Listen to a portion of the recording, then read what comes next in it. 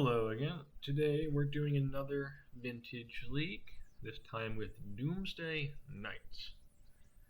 Now, why Doomsday Knights? So, the gist of this is that Stillmoon Cavalier has gotten some attention recently, especially in the mono white initiative deck. I've also played it in a mono black deck to a top 16 finish in a challenge recently. And is starting to get a bit of attention in Doomsday now as well. The reason being is for the last couple weeks, maybe a month now, as of the middle of January when I'm recording this, Mono White Initiative and Lurrus Control have combined to be about almost half of the metagame, at least in the challenges, the bigger, fancier MTG events on Magic Online.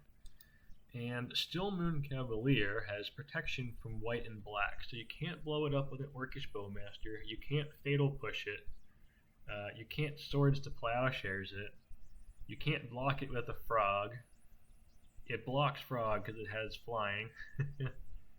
It does a lot of stuff, and Mono Esperilurus and Mono White Initiative can't get rid of this card. Unless they have Virtue's Ruin, very specifically, which destroys all white creatures. So this is a pretty interesting card, both against Mono White Initiative and the Lurrus Control decks right now. It is hard to cast in Mono White Initiative. It is less hard to cast when you have Dark Ritual. So we're trying this in Doomsday now. A lot of the shell here is pretty much normal Doomsday stuff. You got Probe, Recall, Brainstorm, Ponder, Spell Pierce, Oracle, Time Lock Tutor, Gush, Force of Will, Street Wraith, Doomsday. A lot of that's pretty standard. I have changed the mana base somewhat. I wasn't convinced that just a normal Doomsday mana base, which has an extra land in here, the Swamp is an island, they only play Jet, Sapphire, and Lotus, and that's it. But they also have some more preordains as cantrips. I wasn't convinced that that mana base was really set up to be able to cast all of these very heavy black 3-drops if you're trying to do them over and over again. Obviously Dark Ritual helps, but if you're trying to do the second or the third one, you kind of need the mana to support it. So I've changed this slightly. We've got an extra, we got a swamp in here over the island. We've got 2 Chrome Moxes as well, and we've got 3 Deathrite Shamans. So we've got Stillmoon Cavalier. We've got the other Knight here, which is Black Knight. Now you can't Swords this. If you hit it with an Orcish Bowmaster, then you block. It's got First Strike. It kills the Bowmaster. So it's a little bit of a junior version of Stillmoon Cavalier. So there are 2 Knights, and then we've got our Squires here in Deathrite Shaman and Psychic Frog. They are fire squires, though. There's, still 1/2 creatures like the original squire, but they got a little bit of extra stuff going on there as well. Deathrite Shaman is to help smooth out the mana base, and also it's just a reasonable threat by itself. Psychic Frog is obviously an incredible creature. And the idea up here, part of it is, if you go to a sideboard game, you go against Mono White Initiative or you go against Lurrus Control, if you're only running the pro-white creatures, they're going to board out their removal. You have something like Psychic Frog, and potentially you could bring it in from the sideboard, I suppose, but when you have Psychic Frog, they either board out their removal and your frog has no, your opponent can't remove the frog, or they have to keep in the removal, and then they need removal for Psychic Frog, and then just Force of Will for these. It makes it pretty hard to be reactive here. So the idea is to try and stretch the answers that your opponent has by having both the pro-white creatures and then also some of the most powerful generic creatures in the history of Magic the Gathering here. That's the gist for the main deck here. Again, a lot of the stuff's pretty standard. As far as the Doomsday cards go. In the sideboard, we've got 3 more Black Knights we can bring in. Feed the Swarm hits creatures, and then also Oath of Druids. This probably shouldn't be Feed the Swarms, but I really just like having answers to Oath of Druids. We got the Dredge cards here, and then some more cards against Jewel, or you can put them on the draw against Mono White Initiative, and then Force Negation for the various combo decks here. Alright, so let's get into it and see how we do.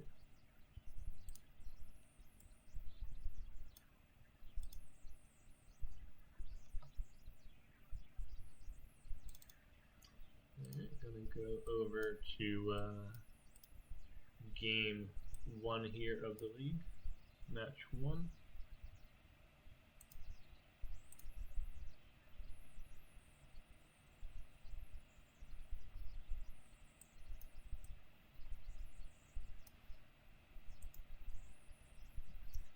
Alright, so we're hoping to play against Mono White Initiative and Esper lurrus, and we get lurrus here right away game 1, which is pretty cool, putting our theory to the test here. We have Still Moon Cavalier in our hand, which is quite nice. Going to be able to put it to the test very quickly whether this card is good enough to try and swing this matchup, which is historically a tough one for Doomsday. I don't think I mentioned that. Esper lurrus is quite good here. So we got the Still Moon Cavalier, and it gets the Force of Will, pitching the Larian. That's a lot of respect here. Opponent is showing Still Moon Cavalier a lot of respect. They got an Orcish Bowmaster. We're going to respond by using our recall.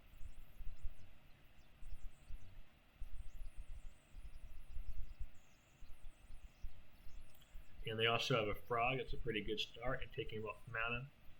Wasteland's a very good card against Doomsday. We're a little more insulated against it because we've got extra mana and the mana dorks here, but Wasteland's still very strong against Doomsday.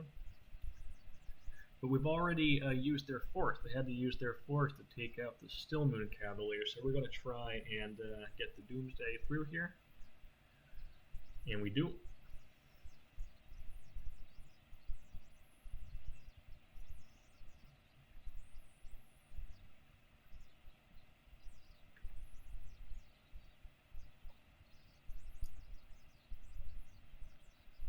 Build our pile, go for it. They can ping us, and then we can play the Oracle.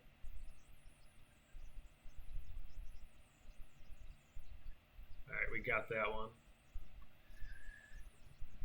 Good guys won game 1 there, so let's see if we can keep that up game 2 against lurrus Control. We can bring in our Black Knights, we can bring in our removal now to try and improve the matchup even further here. Alright, so game 2 now.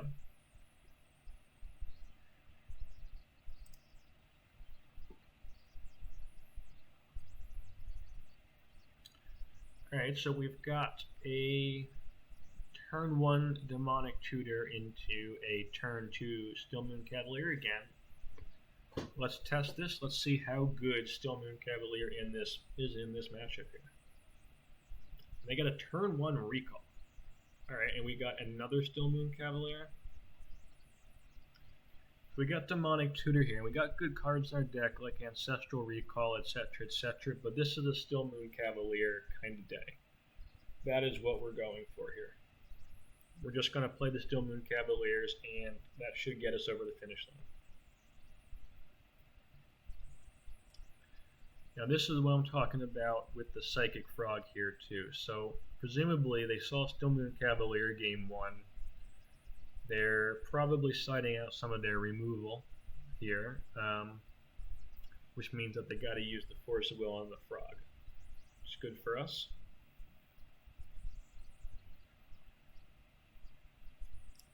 Alright, 3 mana, that means it's go time, and we can start playing some of our Knights.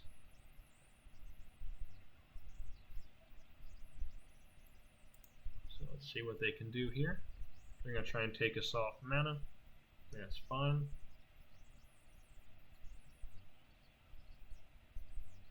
We got all 4 of our still moons. Now let's see if they have any removal spells for Frog. Now, maybe they do, maybe they don't. Doesn't look like it.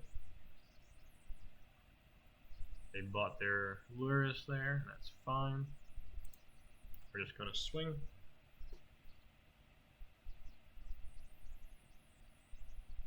See what their hand looks like.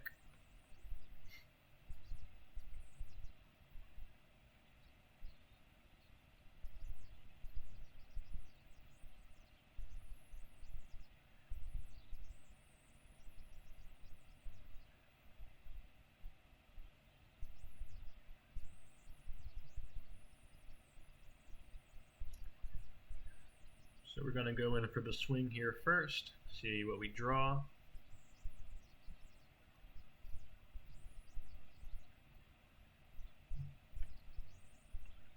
Alright, got another land, that's nice, and then Ancestral's a good card, but yeah, still Moon Cavalier just gets the concession here. So I think we can pretty clearly see that Knights are strong in the matchup. We didn't see any Black Knights, unfortunately. It would have been fun to see a Black Knight this game as well, but we did see the Still Moons in action here, especially in combination with some of the other creatures. Other cards here can be, I think, pretty tough for this deck. They got Lavinias, they brought in Mindbreak Trap, they kept in Spell Pierce, so they're respecting the main Doomsday plan here, which makes sense. The main Doomsday plan is very powerful, but it's just a really strong pivot. Right, so let's go to match 2.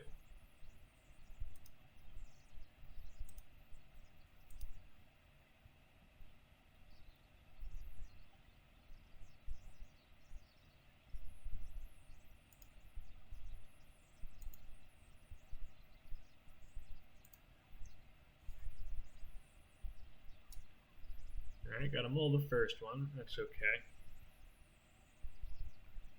No lurrus reveal, so we're not a lurrus matchup, and they've done some. We know it's against Countervine here because of their powder. Countervine is typically not a very good matchup for Doomsday, so we're going to try and see if the Knights have anything to say about this matchup, if they help us at all here. They did not help us there. Nor did Frog. That was an incredible start. We will go for game 2 now. Wow.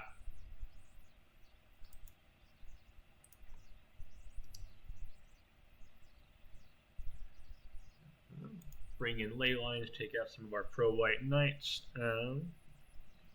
Bring in the Doppy Voidwalkers.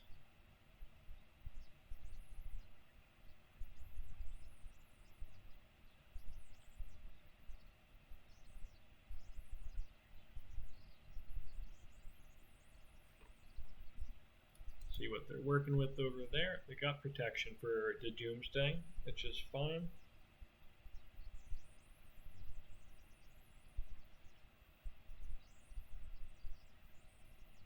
I'm not sure why I did not put the ley line of the void into play. That doesn't make sense to me.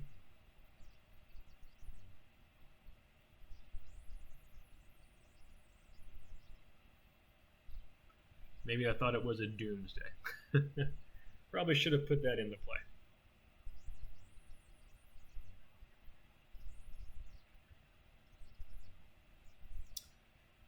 Game probably would have been a little easier if they did not have access to their graveyard.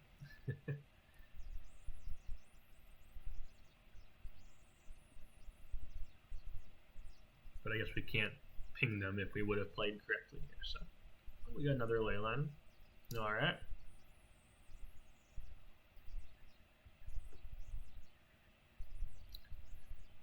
Our shamans are holding down the fort to some extent. The walls can't attack through, so they just got this hollow one. You really want to, any sort of land would be amazing to let us play a Psychic Frog here.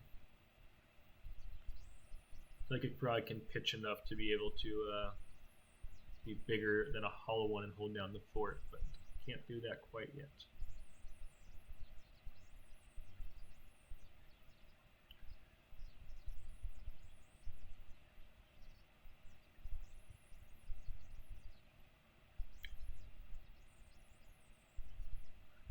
Alright, so we finally have the ability to play a frog.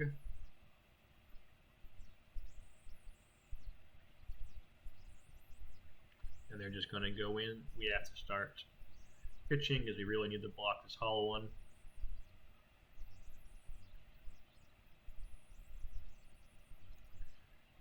And we're going to go for the old Doomsday pile here.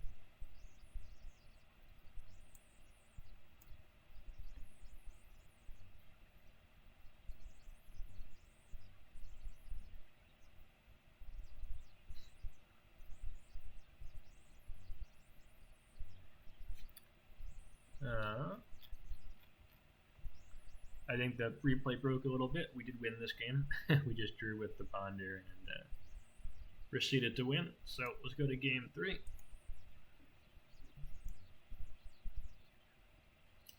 Ponder draws into Gush, and that draws you into, actually we had the blue, so I think it drew us into recall, and then we won that way. Alright, so game 3 here against Countervine.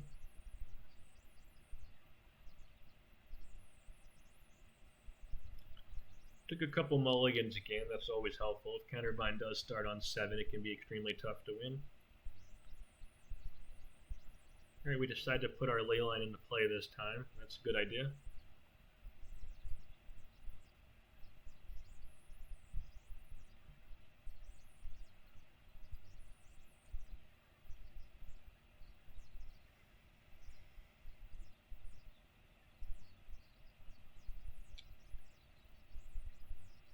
A little slow on the replay.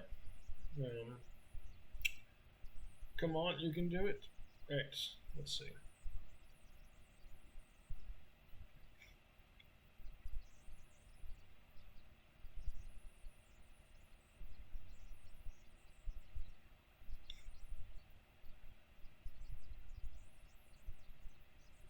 We have a couple options here.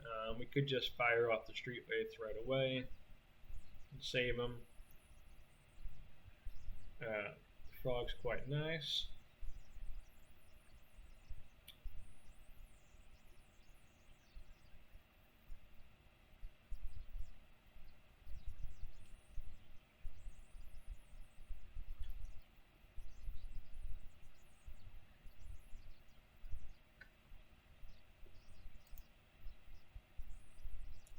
Alright, double hollow one. That's a scary start. The ley line's holding down the fort though. They don't have a lot else going on.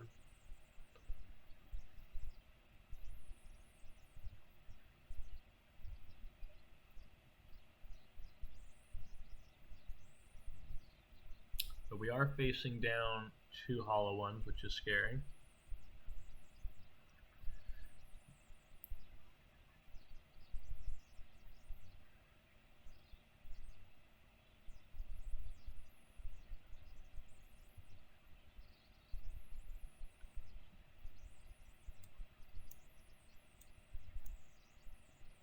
There we go.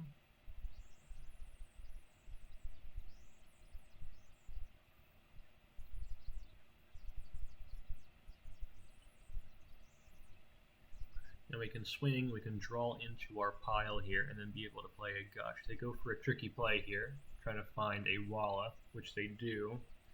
So we now have to discard cards to Frog and make it fly so that we don't get blocked by the Walla, which would cost us the game here. So good play from our opponent. If we didn't make our Frog fly, wouldn't be able to draw the Gush. Alright, and that takes it. That's the match there. So we're 2-0 now against Esper Lurrus and then against Countervine. Both poor matchups for Doomsday traditionally. So off to a good start here. Let's go to round 3.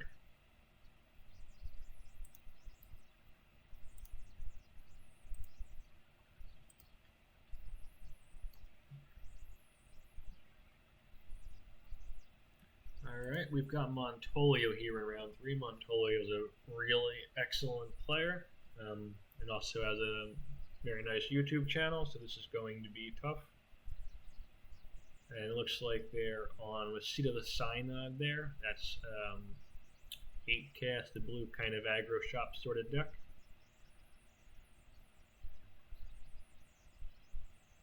and they have a turn 1 recall. So we have our own turn 1 Doomsday that's protected, but that gets a bit scarier now after that recall.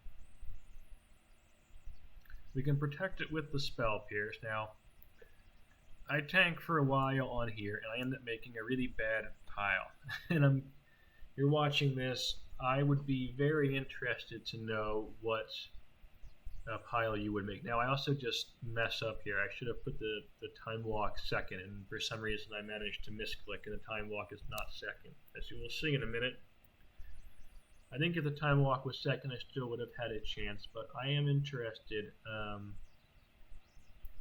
what more seasoned regular Doomsday players, how they would have built this pile here, because my recall gets countered now.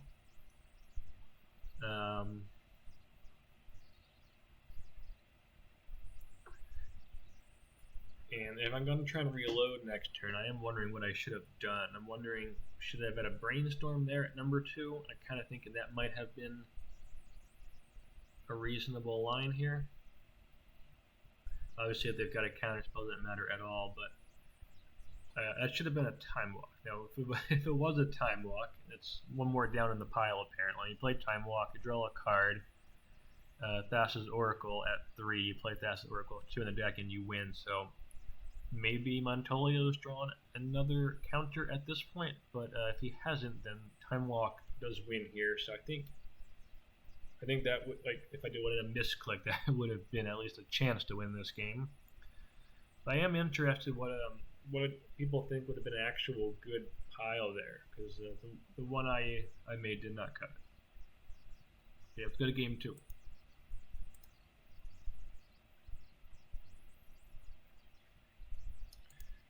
Alright.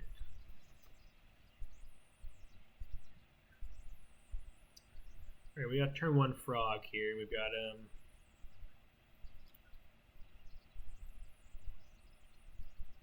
some counters and stuff as well, so let's see if this works.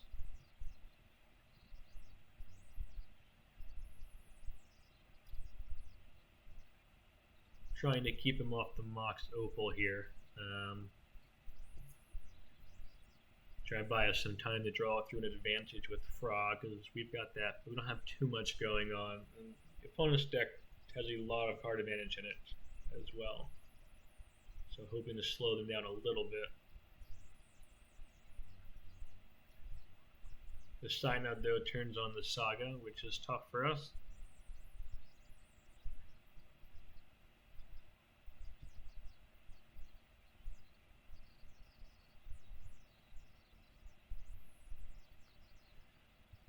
I decide to destroy the token here. I still get to draw a card.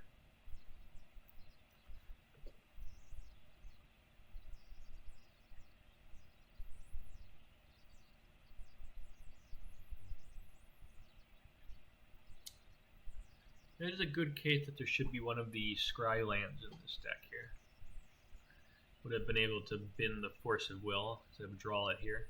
We're going to make our frogs fly here and try and draw some cards. If we can find a blue card for this Force of Will, then we're not in bad shape, I don't think.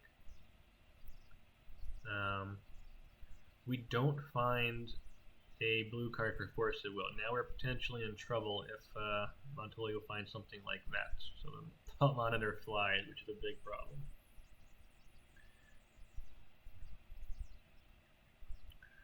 So definitely would have been a lot preferable if we could have Force of Willed that Thought Monitor. But oh well. They're untapping the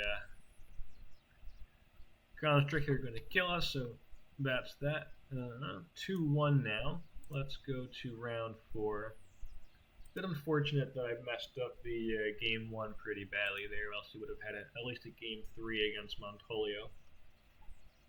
But regardless, I don't think that really is the matchup we want to see.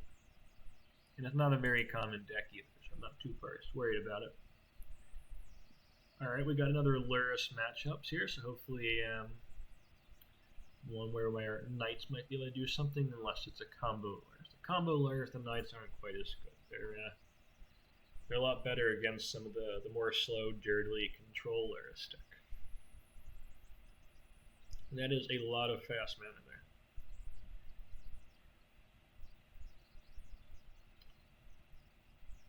Just cycling there, maybe we got a force of negation or something. Force of will.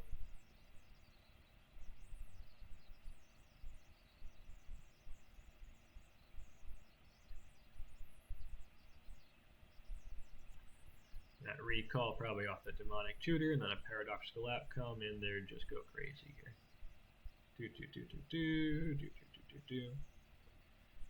Yep. Hey, a fourth PO.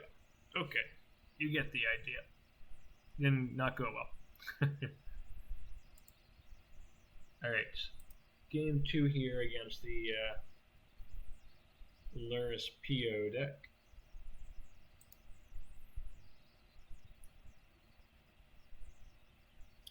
We're on the play here. We got a force of negation. Got a bunch of mocks in our deck. We're trying to fish there for turn 1 frog. It didn't quite work.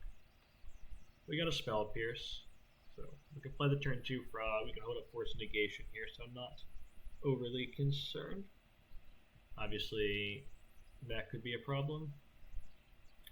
I got another recall here, and they're flustering it, so the turn 1 recall definitely has the potential to bury us here. The protected turn 1 recall.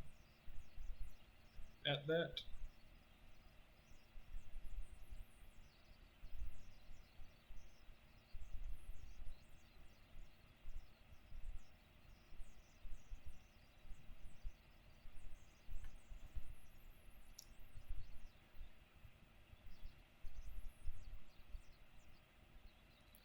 And then they just win on their turn 2 here with the combo. So that happens. Esper lurrus PO is a very strong deck and is certainly capable of pulling off the games that you just saw there. We've got Doomsdays and things in our deck and can win quickly too, but even with, Force of Negation, our Spell Pierce there, early fraud that would have started drawing this card, just not quick enough. So, okay. 2-2 now. Let's go to round 5, and ideally we want to play against a kind of want to play against a lurrus or a mono white initiative deck.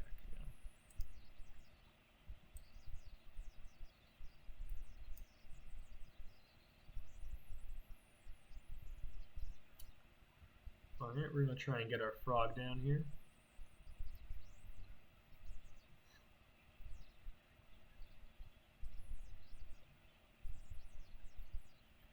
And that's a 7-card or 6-card Bazaar hand, so that's a problem. That means they probably have interaction in there. And we do not have a Doomsday at the moment. We have to find one. We don't find a Doomsday.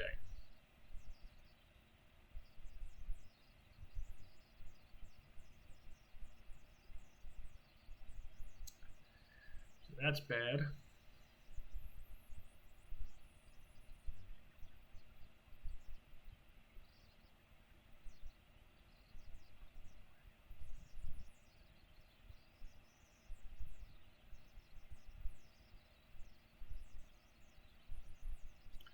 They're just chumping us here, stopping us from drawing cards. We're going to play a knight. We get a force off the knight. I feel like that shows a lot of respect for Still Moon Cavalier here. A card that does almost nothing in the matchup, and that they can block with the Narcomoeba. But knights are scary.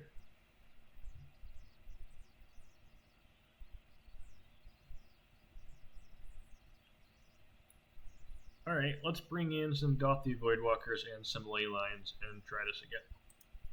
Game 2.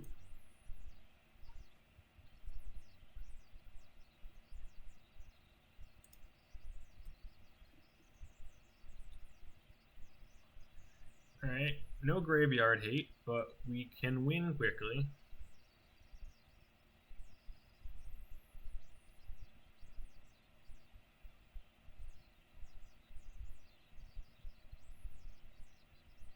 And we can also ponder into a graveyard haste. With our 2 dark rituals here, we can just cast a Leyliner. If we would have found a Dauthi Voidwalker, one of our 6 hits here, we can just resolve them normally. And we have Force of Will to protect it, which is really one of the nice things with Ponder here. Setting 6 hits off the Ponder is quite nice here, even if they were able to interact with our attempt at a turn 2 Doomsday win there, which they didn't. But we got a Leyline, and we got a Frog now, so they need to be able to answer Leyline through the Spell Pierce here. And if we find a blue card, a Force in addition to the Spell Pierce.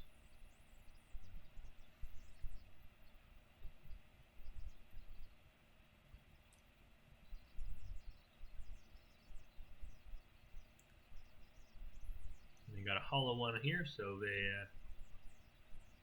do technically have a slightly faster clock than us, but we can draw cards. If we really wanted to, we could dump a bunch of stuff into the Frog. Sickening Shoal. I think it's worth protecting the Frog. We get the card here. We still have the Spell Pierce and then the Force Pitch other Frog if we need it. Taking 1 turn off here. We have the double protection to get the second Frog down. It's a little risky. They take our Force here. I suppose if they can find another hollow one, they could play it, and we could can't force it now.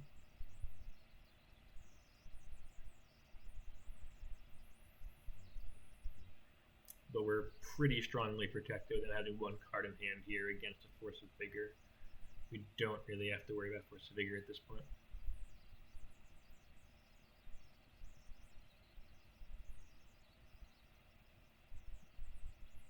And to make a pile with our Doomsday here, draw into it with Frog.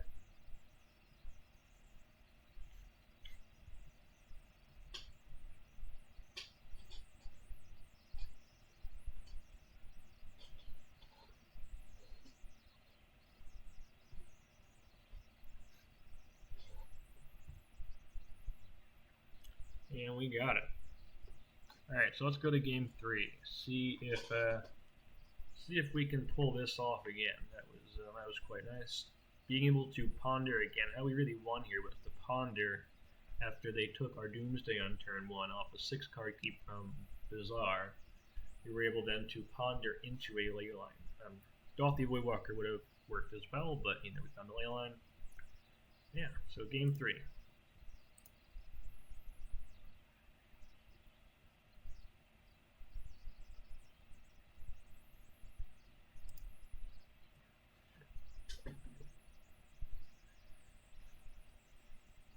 That's not going to do it, but our second one, we've got a Leyline. We don't have any way to protect it, which is scary. But we do have the Dauthi Voidwalker here. And we win that one. So we they mulled to Oblivion. I liked our chances anyway. We had the turn 1 Leyline in the Void. Play a Ponder, just trying to find another black source for Dauthi Voidwalker. We also have Shaman. So even if our opponent didn't mull into Oblivion here, even though like a middling keep, I think we were still in good shape here. But yeah, sometimes the Bazaar decks will just hit their fail rate here, and in this case they didn't, so we end up with a nice 3-2 here. Take a look at the deck again. Let's go over our matches quickly here.